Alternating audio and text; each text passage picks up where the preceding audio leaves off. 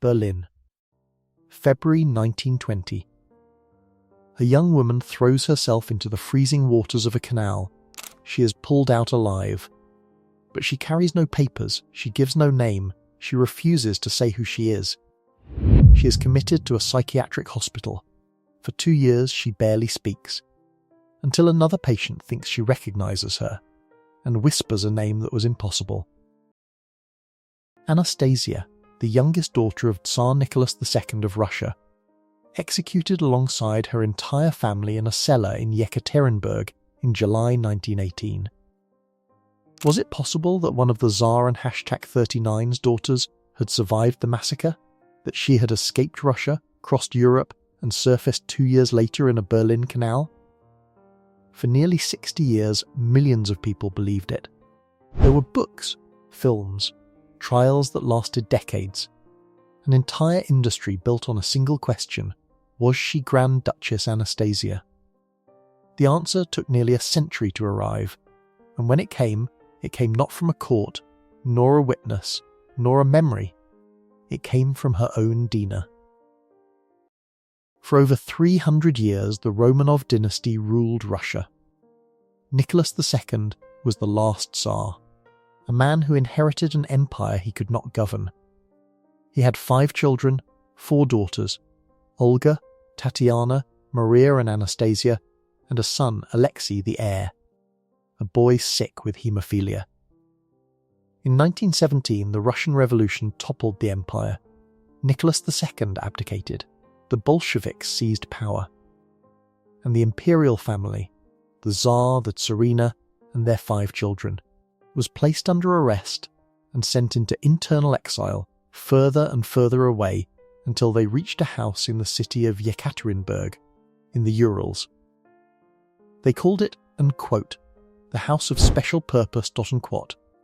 In the early hours of July 17, 1918, the family was woken. They were told they had to move for their safety, that they should go down to the cellar and wait. The Tsarina asked for chairs. 2 were brought, one for her, one for the sick crown prince. A squad of armed men entered and read out a sentence. What happened next was chaotic and brutal. The entire family was executed. The Tsar, the Tsarina, their 5 children, the physician and 3 servants. The bodies were taken from the house, moved to the forest and hidden. The Bolsheviks wanted no trace left, no grave, no relic, no martyr.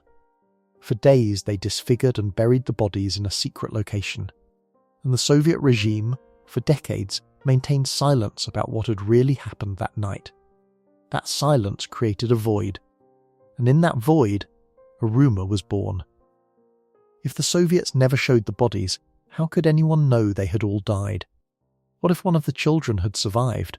The rumour focused, above all, on the youngest of the daughters. Anastasia, the woman rescued from the Berlin Canal in 1920, became known as Anna Anderson. When a fellow patient at the psychiatric hospital suggested she resembled one of the Tsar and #39's daughters, Anna did not deny it. In time, she began to claim it. She said she was Anastasia. She said she had survived the execution. She said a soldier had taken pity on her and carried her alive out of Yekaterinburg. And here is the extraordinary part. Many people believed her. Not just the curious. Exiled Russian aristocrats. Former courtiers. Even some distant relatives of the imperial family. Anna knew details of court life. She recognized faces. She remembered anecdotes that, it was said, only a family member could know. Others considered her an obvious fraud. She did not speak Russian fluently. Her appearance never quite matched. Her memories were selective. The family split. Europe split. The matter reached the courts. Anna Anderson legally claimed to be Anastasia and heir to the Romanov fortune. The case became the longest litigation in German legal history. It lasted decades. 32 years.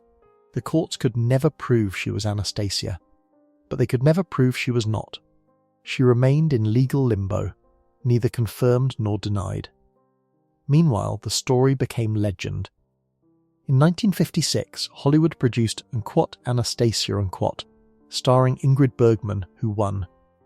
The Oscar for playing precisely a woman who might be the surviving Grand Duchess. The idea that a princess had escaped the communist massacre was irresistible. Anna Anderson became a celebrated figure. She lived in Germany, then in the United States. She married. She maintained her version until the end. She died in 1984 in Virginia without anyone having proven who she really was. She was cremated, and with her ashes, it seemed the truth was lost forever. But science has a long memory. Years before her death, Anna Anderson had undergone surgery at a hospital. And, as was standard practice, the hospital had preserved a sample of her tissue. A small block filed away and forgotten in a laboratory. That sample still existed. And when DNA technology matured, someone remembered it was there. In 1991, after the fall of the Soviet Union, something that had been impossible for 70 years became possible. To search for the bodies. Near Yekaterinburg, in a place some researchers had known about for years, a mass grave was excavated.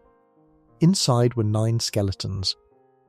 An international team, led by British geneticist Peter Gill, analysed the remains. They compared mitochondrial DNA, passed from mother to child, with living relatives of the imperial family. For the Serena, Alexandra and Knack 39's line, they used a sample from a living royal relative, Prince Philip, Duke of Edinburgh, husband of Queen Elizabeth II, who shared maternal lineage with the Serena. The results, published in Nature Genetics in 1994, were conclusive. The skeletons were the Romanov family.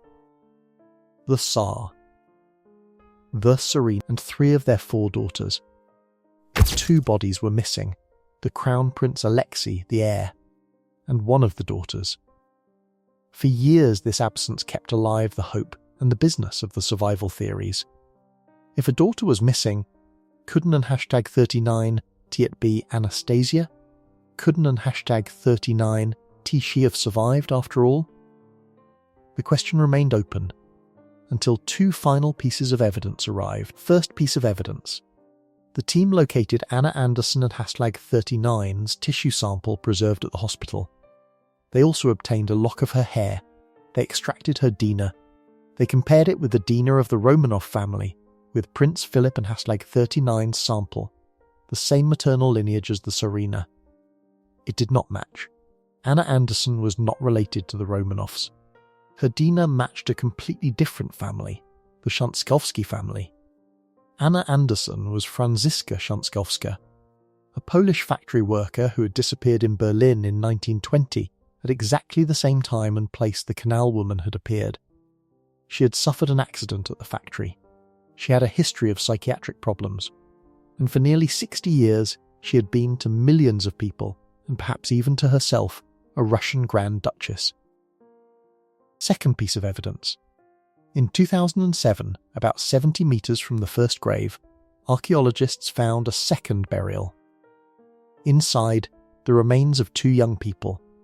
The DNA, analysed by independent laboratories and published in PLOS ONE in 2009, confirmed the last thing left to confirm: they were the Crown Prince Alexei and the missing daughter. All 7 members of the Romanov family were now accounted for. The Tsar and #39's 4 daughters died that night in Yekaterinburg. None survived, none escaped. There was no surviving Anastasia. There never had been. The DNA closed 2 mysteries at once. It proved that the entire imperial family died that night in 1918. And it proved that the woman who for 60 years claimed to be the Tsar and #39 surviving daughter was in fact a Polish worker named Franziska. And here remains a question science cannot answer. Did Anna Anderson lie? Or did she truly come to believe she was Anastasia? Some researchers think she was a calculating impostor. Others, that after her accident and her psychiatric struggles, a borrowed identity became, for her, a real one.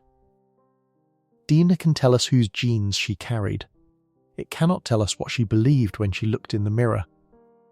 The real Anastasia was 17 years old the night she died. For nearly a century, her name was used, claimed.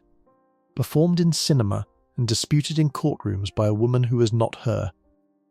Dinar, finally, gave her back something that had been taken from her.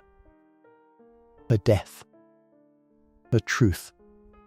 And her place, at last, beside her family. Every bloodline tells the truth.